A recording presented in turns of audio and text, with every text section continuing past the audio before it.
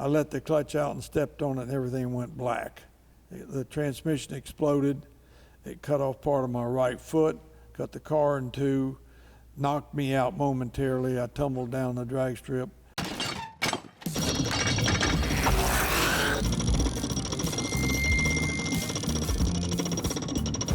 How was that? How was it seeing? I mean, that was a representation of Swamp Rat 14. 14. The first rear engine car.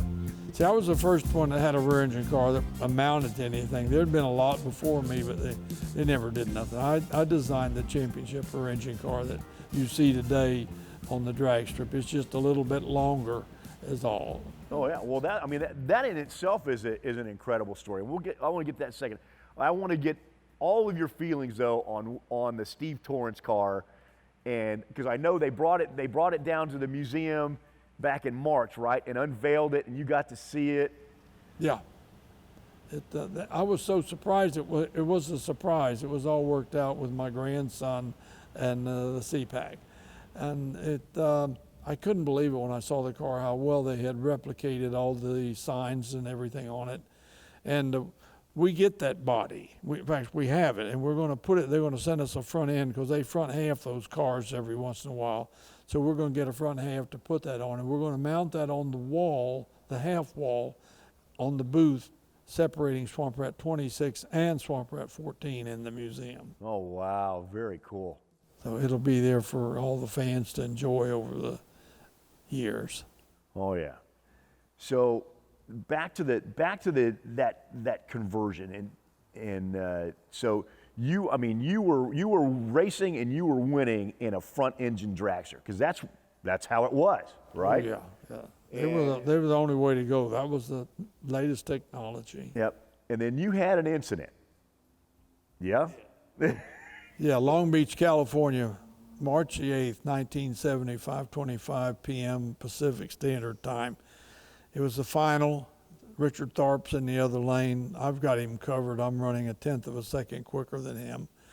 I let the clutch out and stepped on it and everything went black. The transmission exploded. It cut off part of my right foot, cut the car in two, knocked me out momentarily. I tumbled down the drag strip. I thought I had blown the clutch in the lights, and I was just praying that it wasn't going to hit anything. It wasn't going to hit anything. It wasn't going anywhere.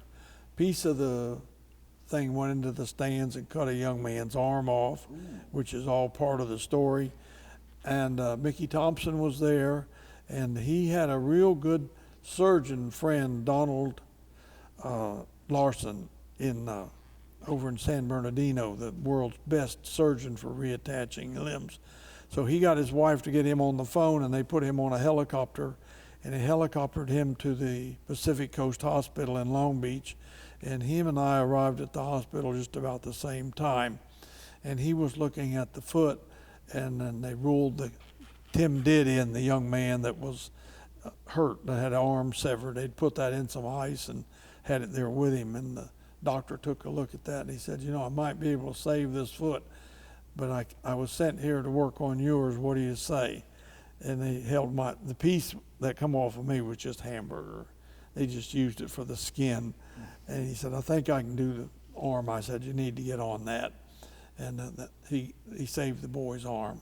And he's a happily married carpenter with a family. Oh, to this wow. day. That's a great story. Yeah, it is. Well, it relieves me. It's great anyway. Yeah, for me it is, because that had been on my mind the rest of my life, because it was my part that did the terrible thing. And it almost killed me. One piece went between my legs. The big drum separated into two pieces. There's a drum with a band that locks around it with planetaries in it. That's how it got the reduction. And the other piece went between my legs and cut the back of the steering shaft off, which was just right there, just like that. And I have a picture of the piece overhead, way up high. So, just a little angle or a glance, and it could have got me right in the head real easy. Oh, yeah.